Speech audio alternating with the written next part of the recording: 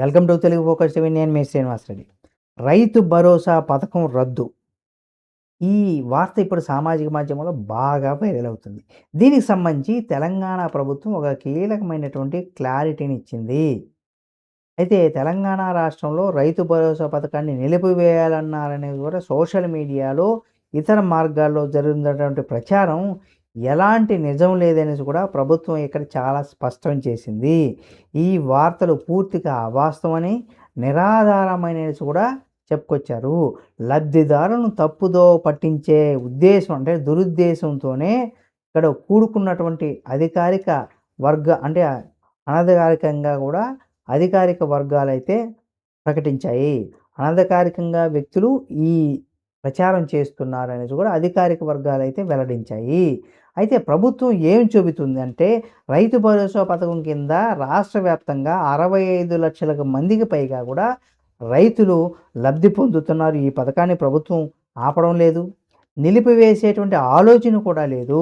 ప్రస్తుతం కేవలం నిజమైనటువంటి లబ్ధిదారులకు మాత్రమే ఆర్థిక సహాయం అందేలాగా కూడా చూడడానికి జిల్లా కమిటీల ఆధ్వర్యంలో గ్రౌండ్ వెరిఫికేషన్ జరుగుతుంది. ఆర్థిక శాఖ లబ్ధిదారుల జాబితాను కూడా సిద్ధం చేసి చెల్లింపుల కోసం తనిఖీలను కూడా నిర్వహించిందనేసి కూడా పేర్కొన్నారు. అలాగే శాటిలైట్ మ్యాపింగ్ ద్వారా కూడా పారదర్శకతను, వాణిజ్య వినియోగం కోసం ఉన్నటువంటి భూములను కూడా గుర్తించి అనర్హులైనటువంటి వారి జాబితా నుండి కూడా తొలగించేందుకు కూడా ప్రభుత్వం ఇక్కడ జర్మన్ టెక్నాలజీ సహాయంతో కూడా శాటిలైట్ మ్యాపింగ్ నిర్వహిస్తుందని కూడా చెప్పుకొచ్చారు. దీనికి సంబంధించి ముఖ్య అంశాలకు సంబంధించి మనం చూసినట్లయితే ఇక్కడ ప్రాసెసర్ అనే దానికి సంబంధించి కొత్తపల్లి జయశంకర్ వ్యవసాయ విశ్వవిద్యాలయం ఆధ్వర్యంలో కూడా ఈ మ్యాపింగ్ జరుగుతుంది. అంటే 2024 గ్రౌండ్ సర్వే ప్రకారంగా మనం చూసినట్లయితే హైదరాబాద్ పరిసర ప్రాంతాల్లో ముఖ్యంగా ORR, RRR పరిధిలో ఉన్నటువంటి సుమారు 4 లక్షల వాణిజ్య భూములు వినియోగంలో ఉందని కూడా తెలిపింది.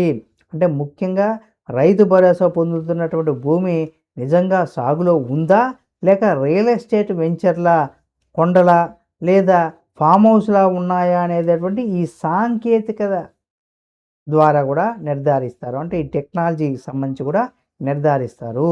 అంటే వాణిజ్య ప్రయోజనాల కోసం వాడుతున్నటువంటి భూములు ఈ పథకానికి అర్హత కలిగి ఉండవు. కాబట్టి అర్హత కలిగి ఉండాలంటే ఆ ప్రయోజనాలు ఏంటంటే ప్రభుత్వం ఈ పథకం పైన ఎలాంటి కొత్త షరతులు కూడా విధించలేదు. అర్హులైనటువంటి లబ్ధిదారులందరూ కూడా 2 సీజన్లకు కలిపి ఎకరాకు 12,000 రూపాయలు కూడా అందజేయబడుతుంది. ఒక రైతు రబీ లేదా ఖరీఫ్ కాలానికి సంబంధించి పంట పండించవచ్చు. ఒక సీజన్లో ఒకే పంట పండించినా సరే ఆర్థిక సహాయం అందుతుంది.